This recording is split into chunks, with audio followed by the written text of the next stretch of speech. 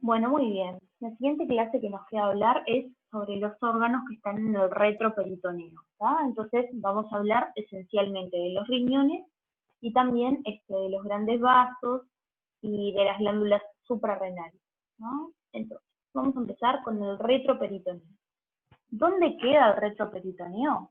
Bueno, va a estar ubicado entre el peritoneo, o sea, está comprendido entre el peritoneo parietal posterior y la pared abdominal posterior.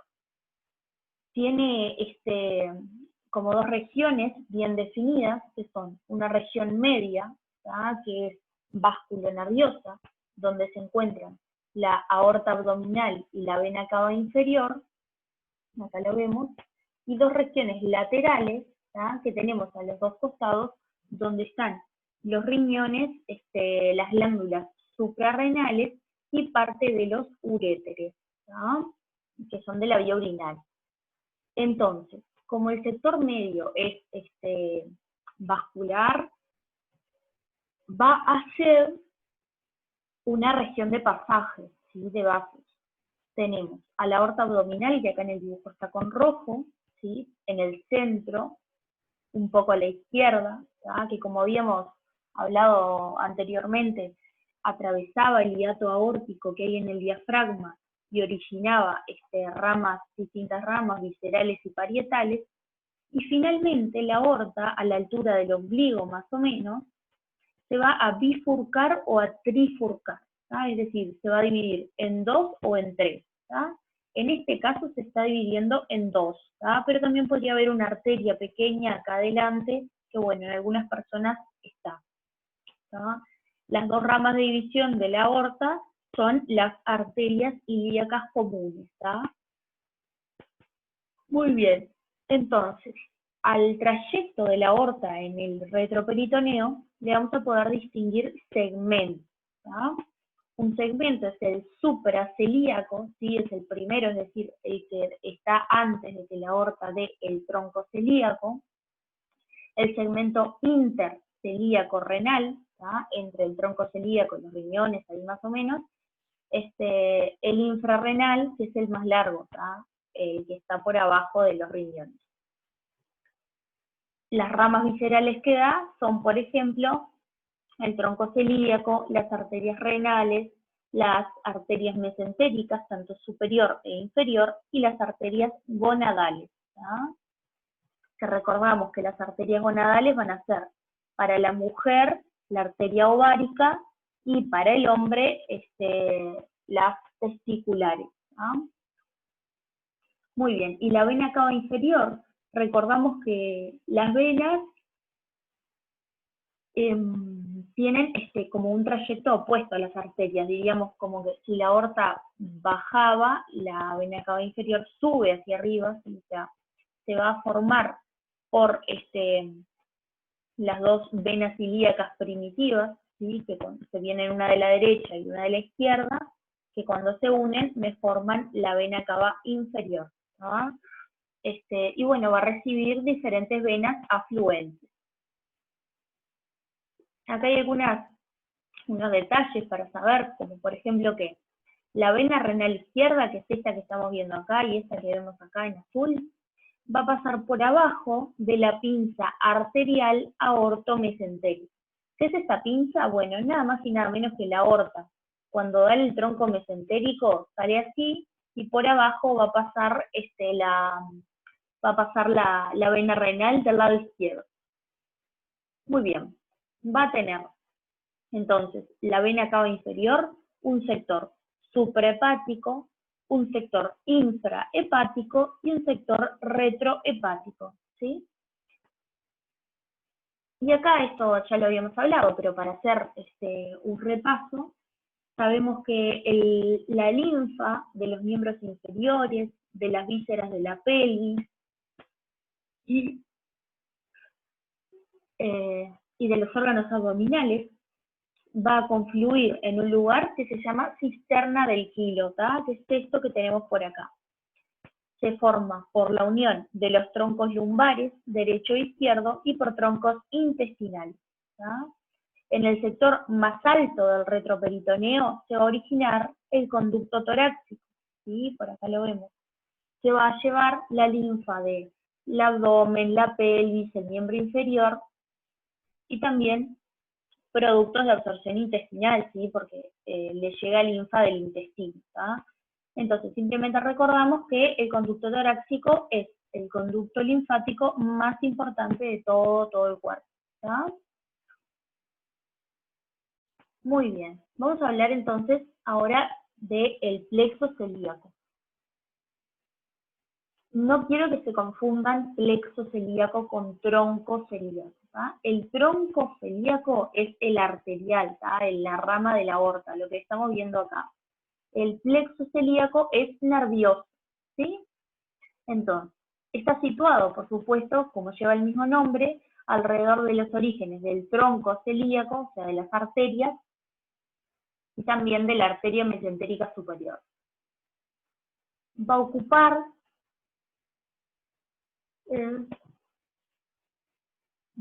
entonces anterior a la arteria aorta el espacio que está comprendido entre el hiato aórtico, las arterias renales y las glándulas suprarrenales. Está formado por distintas estructuras, por ejemplo, ganglios, ramos nerviosos, y estos pueden ser aferentes, es decir, que llegan al plexo celíaco, o eferentes, que salen del plexo.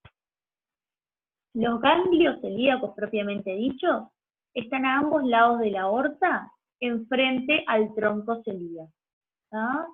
Estos ganglios van a dar origen a filetes nerviosos que van a contribuir a formar el plexo celíaco. ¿tá? Lo demás, todo el detalle de qué recibe y eso, yo se los dejé para que lo tengan si lo quieren leer, pero es bastante detallado. ¿tá? Ahora quiero que nos enfoquemos un poquito más a mirar estos ganglios que tenemos acá. Por ejemplo, acá tenemos el plexo celíaco. Con los ganglios hacia abajo. Plexo mesentérico superior, plexo renal. Y como ven, los plexos se van llamando según la arteria que tienen cerca o donde está alrededor. ¿tá? Acá vamos a tener todos estos plexos relacionados con la aorta. ¿sí? Les quedan estas imágenes para ir viendo. Y acá, miren, esto sería el plexo celíaco con los dos ganglios, y como ven todos están relacionados, ¿sí? Con los distintos plexos y distintos ganglios. Acá tenemos el plexo recibiendo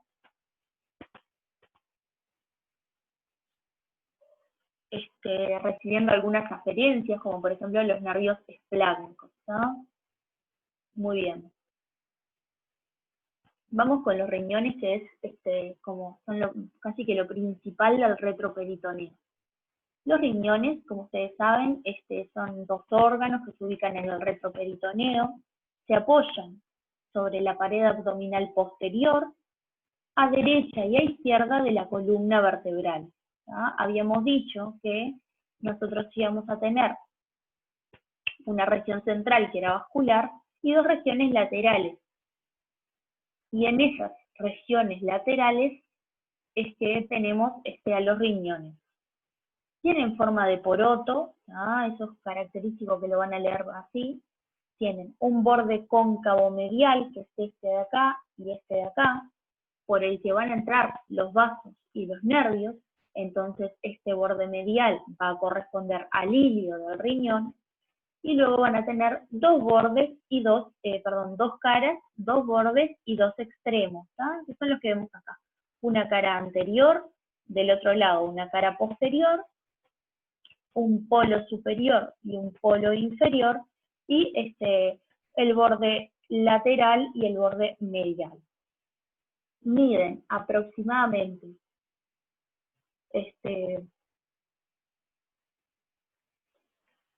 12 centímetros de longitud, 6 centímetros de ancho y 3 centímetros de espesor, y pesan entre 125 y 140 gramos. ¿Cómo están fijados en su posición? Bueno, por los vasos renales, ¿sí? la arteria y la vena renal, el peritoneo parietal, ¿sí? aunque tienen los riñones un medio de fijación propio y bastante importante, que es el principal, que se llama fascia renal, ¿tá? Que la vamos a ver ahora en un rato. Ahora mismo en realidad. La fascia renal y la cápsula adiposa. Bueno, la fascia renal, si ustedes imagínense que va a ser como una bolsita que va a envolver a los riñones por afuera, pero no pegada al órgano, ¿tá? Está más por afuera. La fascia tiene una hoja prerrenal y una hoja retrorrenal, ¿tá? Esto para decir que tiene una anterior y una posterior, que se unen superior a la glándula suprarrenal e inferior al polo inferior del riñón, ¿sí? Y medialmente se unen entre sí y con los elementos del pedículo renal, ¿no? Van a dar origen entre el riñón y la glándula suprarrenal, que es esto que abrevié acá como GSR, a una expansión que se llama lámina intersuprarreno-renal, ¿tá? O sea, básicamente entre la glándula suprarrenal y el riñón, que lo que hace es separar las cápsulas adiposas de los dos órganos, ¿tá? Es como un tabique, una separación entre los dos, nada más que eso. Y la cápsula es una cápsula adiposa, es decir, formada por grasa, está todo alrededor del riñón, ¿tá? Y también hay alrededor de la glándula suprarrenal. Va a tener un espesor variable, ¿sí? Y esto, como siempre, va a depender de la edad de la persona y del estado nutricional también, ¿verdad? O sea, podemos asumir que una persona esté obesa, tenga una cápsula más gruesa, y una persona que esté desnutrida, una cápsula más fina, ¿no? Entonces, ¿qué es lo que vemos acá? Vemos justamente sus estructuras, ¿sí? Acá tenemos a los riñones. Lo que está con amarillo es la cápsula adiposa, ¿sí? Perirrenal, todo alrededor, como ustedes ven. Y esta línea negra que está por afuera, es la fascia, ¿tá? Anterior en esta parte y posterior hacia atrás, ¿verdad? Muy bien, entonces la fascia renal y la cápsula adiposa son los principales medios de fijación que tienen los riñones. La cara posterior del riñón se apoya sobre el diafragma en parte y sobre la pared lumbar, ¿no? Vamos a poder decir que tiene como dos segmentos. Uno se llama diafragmático y otro se llama lumbar, ¿no? El de más arriba el diafragmático y el de más abajo lumbar, ¿no? Y van a quedar a distintas alturas, ¿no? Recordemos que los riñones, o sea, están a distintas alturas porque, debido a que el hígado está al lado derecho, hace descender al riñón. Entonces, en conclusión, el riñón izquierdo queda más elevado que el riñón derecho. La cara anterior va a depender si estamos hablando del riñón derecho o del riñón izquierdo, ¿no? La cara a derecha se va a relacionar con la flexura cólica derecha, con la porción descendente del duodeno y con el hígado también. Y del lado izquierdo se va a relacionar con el vaso, con la cola del páncreas, con el colon transverso, descendente y bueno, con la flexura cólica izquierda, ¿tá? Con todo lo que esté de ese lado. El borde lateral a derecha se relaciona con el hígado y a izquierda con el borde inferior del vaso y con el colon descendente, ¿no? El borde medial, como dijimos, era el ilio, ¿sí? Es decir, por donde van a entrar los vasos, nervios, etcétera, al riñón. Es una abertura que es alargada, que mide de 3 a 4 centímetros y que da acceso a una cavidad que se llama seno renal, ¿tá? Es decir, yo si entro por el ilio, inmediatamente llego a una cavidad que se llama seno renal, donde van a ir las estructuras del pedículo, ¿no? Y después tenemos a los extremos o polos, ¿no? El superior van a estar en conexión con las glándulas suprarrenales y con el vaso a izquierda, por ejemplo, y la extremidad inferior corresponde a L3 a la derecha y a izquierda al disco intervertebral entre L2 y L3. ¿tá? Como dijimos, está un poquito más arriba el del lado izquierdo. Acá tenemos esas relaciones que comentábamos de la cara anterior del riñón. ¿tá? Entonces, miremos. Este es el riñón derecho y se relaciona en el 1 con el hígado, ¿verdad? Que va a estar por adelante del riñón. Con el número 2, acá la flexura cólica derecha. Con el número 3, con parte del duodeno. Y con el 4, asas del yeyuno. Acá arriba, como ven, la glándula suprarrenal.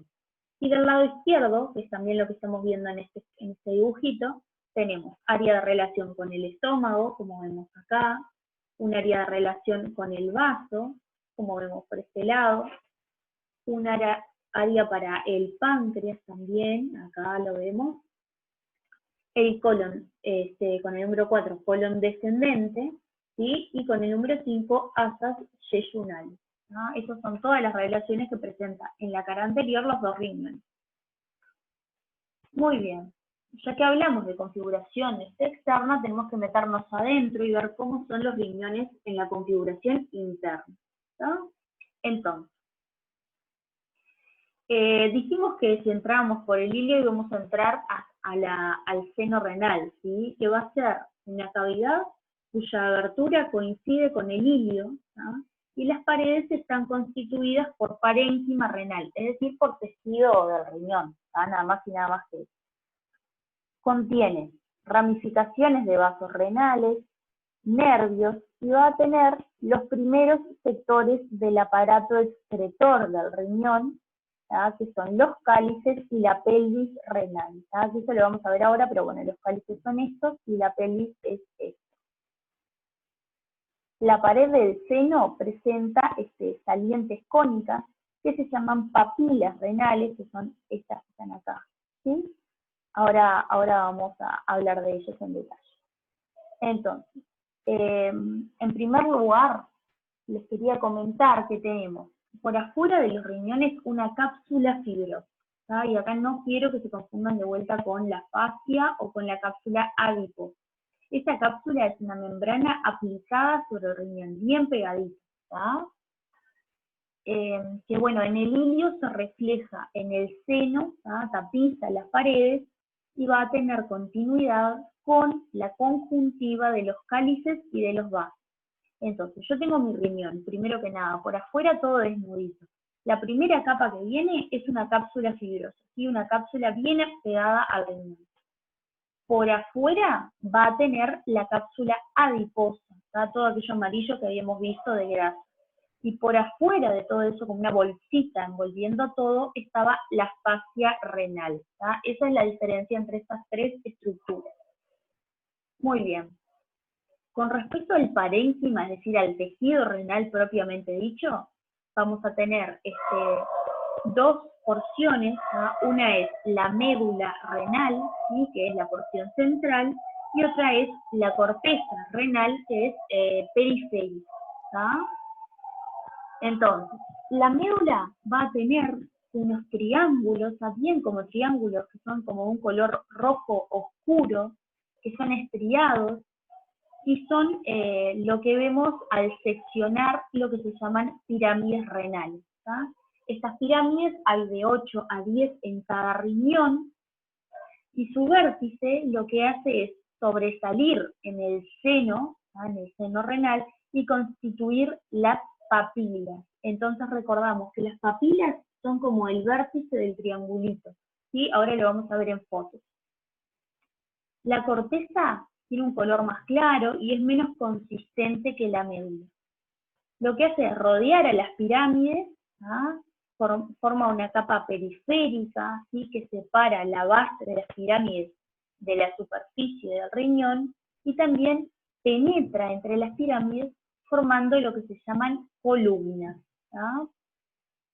Muy bien. Y los lóbulos del riñón, bueno, se dice que el riñón tiene lóbulos que se determinan por una pirámide renal y la zona de la corteza que la rodea. Entonces, bueno, van a tener de 8 a 10 lóbulos, dependiendo de la cantidad de pirámides renales que haya. Entonces vamos a repasar todas estas partes en un esquema. Lo primero que miramos empezando de afuera es esto bien finito como una línea violeta que es la cápsula, ¿tá? La cápsula bien pegadita al riñón. Después tenemos la corteza, que dijimos que era la porción periférica, ¿sí? De un color más claro, todo esto es corteza. Y la médula es la parte interna, que iba a estar formada por estos triangulitos que dijimos que eran las pirámides renales, ¿tá? Entonces, entre las pirámides, entre los triángulos, vemos un poquito de este mismo color de corteza, que son las columnas renales, ¿tá? Es como la corteza se mete hacia adentro y constituye estas columnas, ¿sí? Muy bien, y después las otras estructuras, bueno, dijimos, el vértice del triángulo iba a llamarse papila renal, que como ven, se abre acá a un lugar que se llama cáliz menor, ¿tá? Esto es como toda la vía, la ruta de la orina, ¿tá? Ustedes imagínense que se va formando acá la orina, cae por acá y va siguiendo este camino hasta que sale por el uretra, ¿tá? Muy bien, y después, bueno, vamos a tener el ilio por este lado con la arteria renal y la vena renal, ¿tá? Muy bien. Vasos y nervios. Bueno, los del riñón se llaman arterias renales, ¿tá? Cada una se divide en dos ramas, una es anterior y otra es posterior, y estas se van a dividir varias veces formando arborizaciones, o sea, formando muchas ramas, ¿tá? Dentro del riñón. También hay arterias para la cápsula que se llaman capsulares, que van a venir de distintas, arterias, ¿tá? Y bueno, las venas renales tienen el trayecto inverso a las arterias, ¿tá? Después hay venas capsulares, vasos linfáticos y nervios del plexo renal, ¿tá? Y acá ustedes ven, bueno, la vena renal, ¿tá? Y la arteria, bueno, en este caso la arteria renal está un poquito escondida, pero sería esta que está por acá, ¿tá? Vamos a repasar los conductos excretores y la vía urinaria por si quedó un poco colgado esto. La vía urinaria va a comenzar en el seno renal, ¿tá? Que se forma en realidad, en el seno renal, por lo que se llaman cálices, ¿tá? Que se unen y forman la pelvis renal, que es esto que ven acá, como esta parte más gruesita. La pelvis se va estrechando y continúa hasta la vejiga urinaria por el uretra, ¿tá? Que es este tubito que vemos por acá. Entonces, los cálices menores están en igual número que las papilas, ¿tá? Se insertan en la base de las papilas, ¿tá? Y por el otro lado se van a abrir a un cáliz mayor. Entonces acá ven cáliz menor y cáliz menor, ¿tá? En la base de las papilas. Después, los cálices mayores se van a formar cuando se unen grupos de 2 a 4 cálices menores, ¿tá? Entonces acá vemos, se unen 3 cálices menores, se forma un cáliz mayor, acá 2 y acá 2, ¿tá? Hay más o menos de 2 a 5 cálices mayores. Y estos son los que se abren en la base de la pelvis renal. Entonces, vamos a repasar cómo sería el trayecto de la orina. Se va a producir acá en estos, no es importante que sepan esto porque es más de fisiología renal, pero bueno, la orina, imagínense que se va a formar acá y que va a empezar a caer por la papila hacia un cáliz menor, ¿tá? Hacia estos cálices menores. Cuando los cálices menores se juntan, ¿sí? Un par o 2 o 3, se forma un cáliz mayor. Y la unión de todos los cálices mayores me forma la pelvis renal. Entonces, la orina sigue conduciéndose de todos esos lados y sale por el uréter para ir a la vejiga. El uréter, entonces, va a ser este conducto largo que sigue a la pelvis renal y que se extiende hasta la vejiga. ¿Cuál es el límite? Porque ustedes podrían decir, bueno, pero ¿cómo sé cuándo termina la pelvis y cuándo empieza el uréter? En realidad es un límite imaginario, ¿tá? Que se marca en el polo inferior del riñón, ¿tá? O sea, en el extremo inferior. A partir del extremo inferior del riñón, lo que haya para abajo va a ser uréter, ¿sí? Y para arriba se considera pelvis, ¿tá?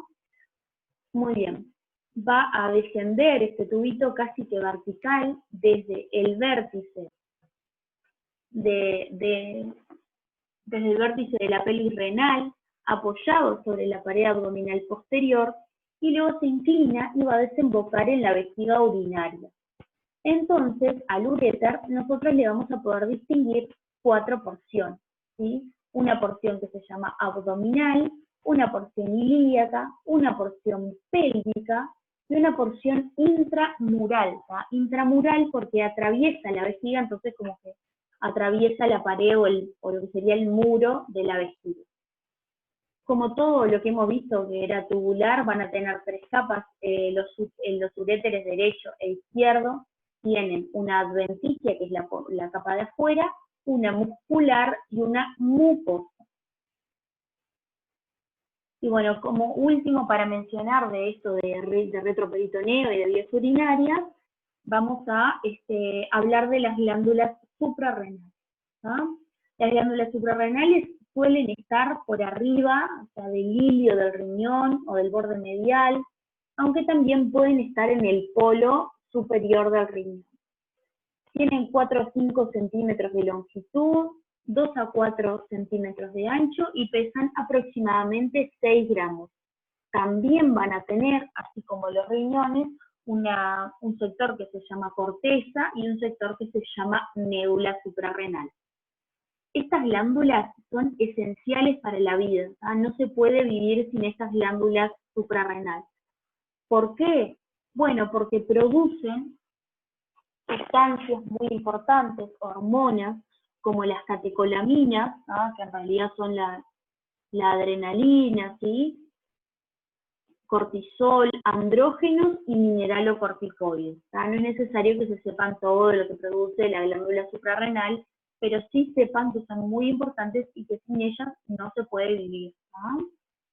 Están vascularizadas por la arteria suprarrenal inferior, que es una rama de la arteria renal, por arterias suprarrenal medias, que son ramas de la aorta, y superiores, que son ramas de una de las diafragmáticas, ¿tá? De la diafragmática inferior.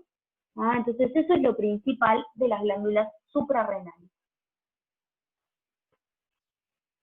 Vamos a continuar hablando de la vejiga urinaria, la uretra en el caso femenino y los órganos genitales femeninos. Y posteriormente en otra clase vemos los genitales masculinos.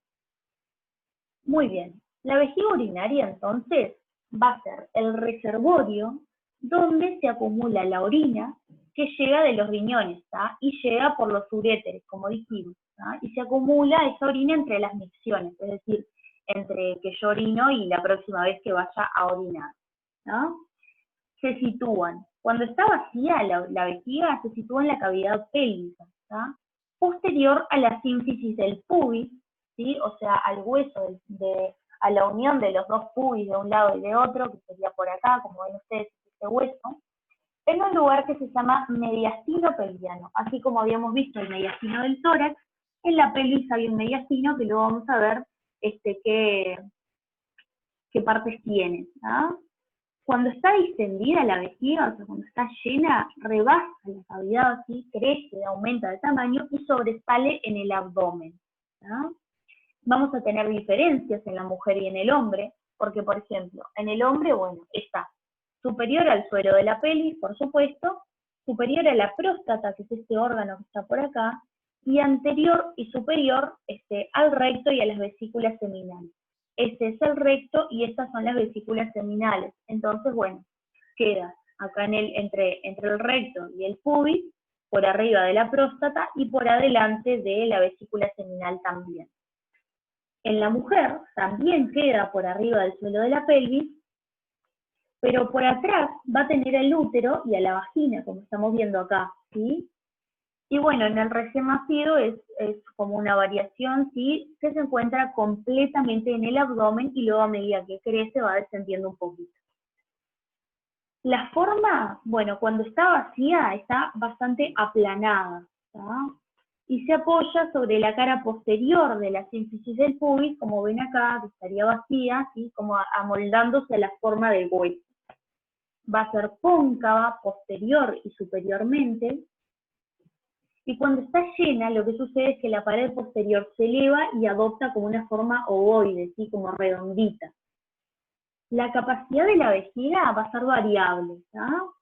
Pero bueno, se dice que en el cadáver se ha visto que es de 1000 a 1200 mililitros y en el sujeto vivo de 2 a 3 litros, ¿tá? Eso es un disparate, ¿verdad? Nadie piensa que puede llegar a tener esa cantidad, pero bueno, es la capacidad que tiene la vejiga. Lo que sucede es que cuando nosotros tenemos ganas de orinar, ahí es cuando hay aproximadamente 300 mililitros de orina. Es decir, esa es nuestra capacidad fisiológica, ¿tá? Si bien mi vejiga podría contener mucha mayor cantidad de orina, yo con 300 mililitros ya siento la necesidad de orinar, ¿no? Muy bien. Con respecto a la configuración externa y a las relaciones.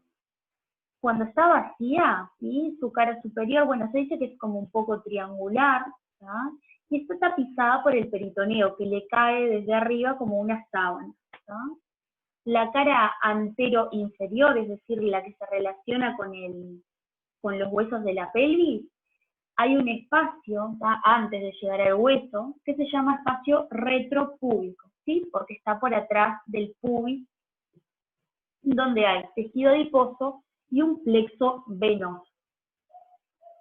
Se une a la pared anterior de la pelvis por ligamentos que se llaman puboprostáticos en el hombre y pubovesicales en la mujer. La cara posterior o fondo de la vejiga es triangular, ¿tá? Y el vértice, o sea, el vértice de ese triángulo, se corresponde al orificio interno de la uretra, ¿no?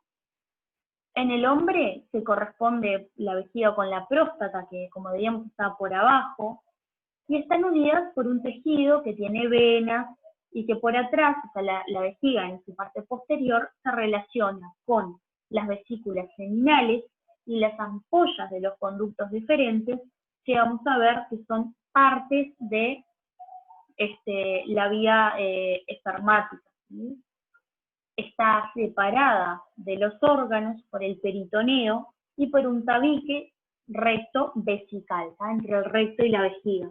Y allí, entre medio de recto y vejiga, vamos a poder encontrar el fondo de saco recto vesical o fondo de saco de Douglas, que era aquel que palpábamos en el hombre por tacto rectal. En la mujer, la vejiga se relaciona con el cuello del útero superiormente, por debajo descansa sobre la vagina, y hay un tabique que las une, que se llama vesico vaginal, y posterior al fondo está el peritoneo, formando un fondo de saco que se llama vesico uterino, es decir, entre la vejiga y el útero. En los bordes laterales va a pasar la arteria umbilical, y en el hombre además pasan los conductos deferentes que también son parte de la vía espermática. Muy bien. Y va a haber un cordón fibroso que se llama uraco, que se extiende desde la vejiga hasta el ombligo y es como un medio de unión también. Entonces, veamos acá. Estas son las diferencias entre la vejiga femenina y masculina. Ven que en el hombre tenemos la vejiga acá con color amarillo, la próstata por atrás y acá tenemos el recto. Y en la mujer tenemos un órgano extra porque se nos adhiere el útero y la vagina, que es esto que estamos viendo acá, ¿tá? Muy bien. Acá vemos más imágenes. Tenemos la vejiga, en este caso masculina, por abajo la próstata, y esto se los elegí para mostrarles. Acá arriba tenemos el uraco, ¿sí? Que llega hasta el ombligo. Esto que estamos viendo acá es una vejiga masculina en una visión posterior. Entonces, estos tubitos que vienen llegando acá son los uréteres, ¿tá? Los que venían de los riñones. Y acá tenemos a los conductos deferentes que llegan a las vesículas seminales, que como dijimos iban a estar en la cara posterior, ¿tá? Y acá abajo tenemos a la próstata. Esta otra imagen también es una vejiga masculina, pero se las dejé para que vieran todos, les muestra bien todas las partes y todos uno por uno las estructuras que hay en la zona, ¿sí? Con respecto a la configuración interna, la vejiga va a presentar 3 orificios, ¿sí? Uno es anterior y medio, que es este que vemos acá, que es el orificio interno de la uretra, que se ubica en un lugar donde llamamos cuello de la vejiga, y 2 laterales, ¿sí? Que son estos, que son los ureterales, ¿sí? Los ureteres llegan y atraviesan la pared de la vejiga para vertir la orina ahí, ¿verdad? El orificio interno, entonces, está rodeado por el cuello, es más o menos circular, y los orificios ureterales son estrechos, son más elípticos, y se encuentran más o menos a 2,5 centímetros cada uno, ¿sí? Uno del otro separados por esa distancia. Los 3 orificios, vieron como que forman un triángulo, y acá lo vemos también, ¿no? Y este triángulo se llama trígono vesical, ¿sí? Luego vamos a ver bien cuál es la función de este triángulo. Va a tener una pared constituida por 3 capas, ¿sí? Una externa, que es la conjuntiva adventicia, ¿no? Como vemos acá, por ejemplo, tapada por el peritoneo, como esa sábana que yo les decía en la parte de arriba. Una capa muscular, que esta es una capa externa de fibras longitudinales, una capa media de fibras circulares y una capa interna de fibras longitudinales. La mucosa corresponde a la configuración interna, ¿sí? A la parte más interna, y se compone de urotelio, ¿sí? O sea, epitelio de las vías urinarias, y un epitelio que se llama de transición. ¿No? Bueno, con respecto a lo muscular, está formada por un solo músculo que se llama detrusor, ¿tá? O sea, toda la capa muscular está formada por ese músculo detrusor, que tiene 2 funciones, dos partes. Una es el trígono, ¿sí? Vieron que en las imágenes le mostraban el trigo como con otro dibujito, con otro tejido, y el resto sería el